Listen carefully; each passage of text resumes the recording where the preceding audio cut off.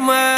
बात कोई शानी लिख दूं के तेरे पे कहानी लिख दूं के मैं खुद ने राजा लिखना चाहूं तने मेरी रानी लिख दूं के सिर पे हाथ मैं रुपका किसी का सहना नी दुबका ये जुलसी देख के राजी ना कर जा फूंक देवा सब केड़ी देसी रॉक ले मैं तेरा हो गया तू भी मेरी होएगी के तेरे हाथां तक तू रोटी मेरी पोएगी के अरे मेरे जिसा डिट्टो तने और को नहीं पावे छोरा कोका है यू कोके ने खोएगी के बताओ